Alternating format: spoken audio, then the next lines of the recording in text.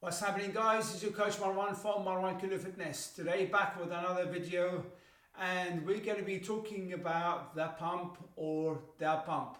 So hands up, anybody who's watched Pumping Iron, anybody who's read Encyclopedia of Bodybuilding by Arnold Schwarzenegger.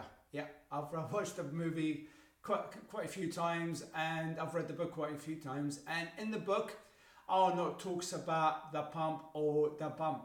And I don't know if you guys have watched the movie, but for the ones who haven't, I'm going to try and do an Austrian accent.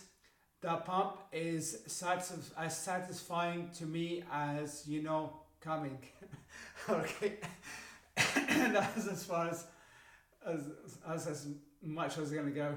Probably not a very good accent, but never mind. All right. So on the one side, we've got the bros talking about the pump, saying that you need to chase the pump. Okay, and the ones that, the pros that say to you, no, you need to get stronger first before you start to build muscle. So who's right, who's wrong? Again, no black and white answer. Both are correct, all right? It's context is everything there, guys. Again, like I said to you in previous videos, you need to understand what the context of it means. So a lot of people will go and chase the pump, but will not necessarily get stronger. Therefore, they'll only build muscle in that range. So in order to build muscle, you need to train across the various spectrums of rep ranges. So it's not only the magic 8 to 12 hypertrophy range. It's not the 1 to 5, which is the strength phase. It's not the 80, the kind of 13 to 20 rep ranges. You need to train across all of it. So it's not just 1 to 5 is strength, or 1 to 3 is strength, 5 to 8 is functional hypertrophy, 8 to 12 is hypertrophy, and 13 to 20 is endurance. And there's no such thing. You build muscle across the various spectrum of rep ranges. So what is the pump or the bump? What does it actually do? Well, it's basically the pump is a kind of a byproduct. What happens is when you contract the muscle forcefully against resistance, you're going to get a lot of blood shuttling into from the heart to try and take out byproducts like the lactic acid and stuff like that. The trouble is when you're resting, when your rest times are a lot less and you contracting the muscles under tension. Say you're doing something like 20 reps with certain exercises, then you are gonna force more blood into it, and therefore the blood's not able to escape, and the cell's going to be increasing in size because not only the blood is coming to it, but it's putting a lot of water and nutrients into the actual cell. All right, so it's not able to take out the waste product. The blood's not able to take out the waste product and things like this from the muscles. So imagine if, I don't know if you guys have ever trained with tourniquets and tried to do bicep curls with it. They are the most painful thing ever. Okay, you would be lifting ridiculous weights. Like literally I was doing bicep curls with like 4 kilograms, but I've never had such a pump before ever. Okay, because it's basically you're doing 3 sets, so you're doing 3 sets of 10, but you're not actually letting you're resting for a minute in between the sets, and you're not actually letting the blood escape because it held so tight. When you literally, the muscles are kind of almost getting toward, the arms are getting towards blue color. So by the time that you take out the tourniquets from your arms, you're like, oh my God, that was so painful, that was so painful. And you actually find that your arms will actually get bigger the next week, simply because you've got no choice but to contract your muscles against a light amount of weight. Sometimes we use, and I've been guilty as this anybody, we use a heavier weight than we can normally do, because then our shoulders start taking over.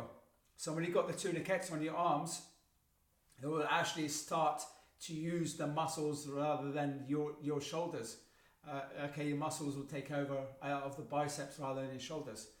So do you need to chase a pump to build muscle? Well, in order to build muscle, there was a study done by Brad Schoenfeld and Brad Contreras back a few years ago, and called the Mechanisms of Hypertrophy. And in that, they found that in order to build maximum amount of muscles, you need to create metabolic stress, muscle damage, and muscular tension. So certain exercises will damage some fibers more than others. So we've talked about this before in other videos. The Romanian deadlifts and the overhead tricep extensions are better at damaging the muscle fibers. Some exercises are better at cell swelling, at creating metabolic tension, such as the pec deck or the concentration curls. All right, so those exercises, because they put the muscle in a very short position, and they're able to get a lot more of a pump simply because you haven't got much of a range of motion. So if you think about the Romanian deadlift, you've got a larger range of motion, so they're going to, although you are going to get some kind of pump, it's not going to be as much as a pump, and kind of, it's not going to be as much as an exercise whereby you're having to contract your muscles in the short position. So if you ever done, say, preacher curls, and you've kind of your arms are only out to like parallel, you find that you get a lot more pump than you would do had to gone all the way down to the bottom. You might have to do more reps because the weight is actually lighter, all right, but you're going to get more of a pump simply because your distance traveled is not as much, and the blood is not able to rush out of the muscles as quickly. So again, the question is, why don't I get that same amount of pump when I'm training with heavy or heavier weights and I rest for longer?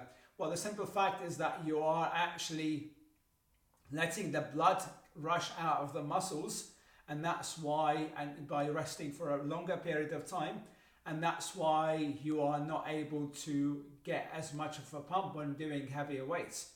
All right, so to recap, guys, yes, you do need to chase the pump for maximum muscle growth, but chasing the pump is easy. Anybody can get a pump.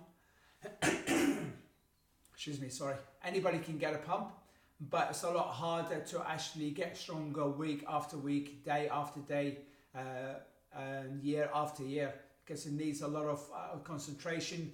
Pay a lot of attention to your nutrition and recovery periods and stress levels, etc. Okay, but yeah, I mean, definitely the pump is worth pursuing. So what you can do, for example, you can, if you're doing 4 exercises per muscle group, on the 4th exercise, you can go to say 20 rep and just chase the pump. All right, so do 3 normal exercise, your 3 exercises on the 4th exercise. You can go and go higher reps and chase a pump. There's nothing wrong with that at all. But just make sure that you're periodizing your workouts.